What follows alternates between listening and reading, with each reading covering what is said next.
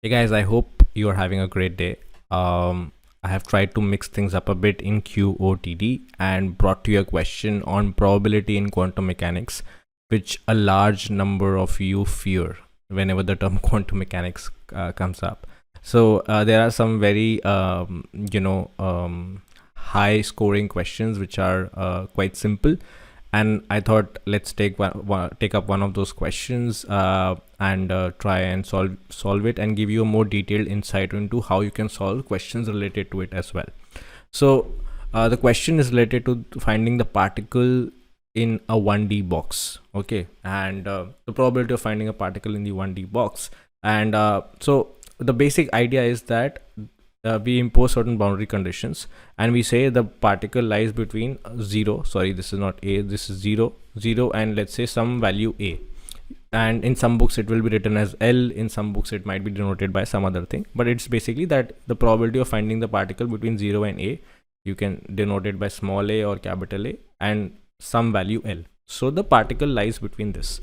Now the question that I am going to put up over here is a simple one, but you can use the same question, the solution to the same question for more complex like a little more complicated question as well. So what it says is that, let's say the question that I'm bringing forth to you is that what is the probability of finding the particle between, let's say, some value 0 and a by 2. Okay, let's say the probability of finding the particle between 0 and a by 2. Now this question can also be twisted in many other ways. In the exam they can ask you what is the probability of finding the particle between a by 4 and 3a by 4. Okay, so this question you can solve it on your own and comment the solution down. Okay, and then we'll see if you get the right answer, and that will be a great practice for you as well if you have understood the concept, because the same concept can be applied to any particular value. Okay, so to solve such questions, first of all you need to know the wave function. So the wave function is equal to, the solution to the wave function is equal to root 2 by a, okay, where a is, again, like I said, the distance of, or the boundary condition. This is into sine n pi x by a. Okay, now you might ask me what is this n. So pi, you know the value pi, right? It's a constant, and a, again, we know it's again a constant. That is the boundary condition that we've imposed. X over here is where we can find the particle. So let's say in this question we are saying that your value of x that should be less than your a by 2. Okay, and it should be greater than your 0, right? So this is your x in this particular case. It is greater than 0 and less than a by 2, less than equal to a by 2. So that is your value x over here. Okay, and n is basically saying that it's quantized, right? The wave function, the energy is quantized, and because the energy is quantized, the n can take values 1 2 3 4 like that. Okay, so this is again in the derivation of a particle in 1D box. You can see the derivation maybe some other time, but this is the wave function that you need to know in order to solve this question. So now if I talk about the probability of finding the particle that is x between between your x and a by 2 is equal to psi of x into psi star of x dx. This is the probability, and the interval given to us is a by 2 and 0, right? So this is the interval. Now you might ask, what is this psi star? Psi star is nothing but equal to psi in this particular case, because there's no complex term over here. So your psi star in this case is equal to psi. If there was some complex term, then it would be different, right? But in this particular case there's no complex term, so your psi star is equal to psi.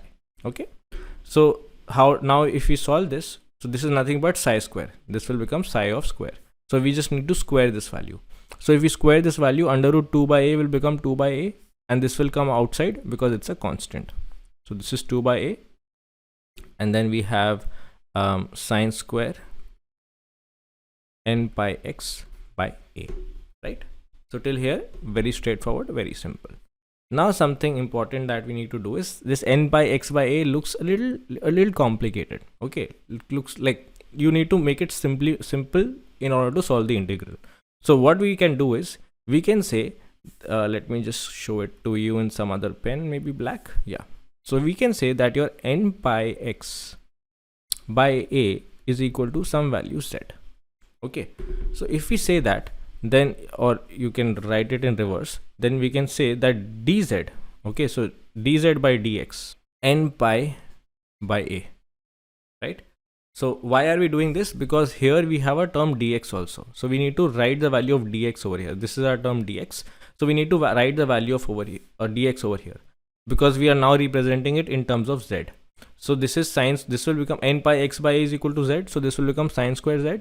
And for dx we need to solve, so for dx we are solving this, and you can just take dx over here. So now if you take dx on to this side and we solve this, so this will become dx is equal to dz into a upon n pi. So this is the value of dx. So here we can simply write the value of dx. Okay, so we can convert this into sine square z. So I'll just write sine square z over here, and then we can write the value of dz into a by n pi. Okay, and you can see that this a is constant, this will come outside, so a and a will cancel out. Okay, now you also need to be very careful over here, that you need to change the value of integral, because over here this integral, like the intervals over here that was given, was in terms of x. This a by 2 and 0 that we were taking, you can see it was in terms of x, but now we are changing x into z, so we need to change the integrals also. So instead of x, we can replace here a by 2, so this we can replace by a by 2. So we can write n pi into a upon a into 2, right? So a will cancel out, so this will become n pi by 2.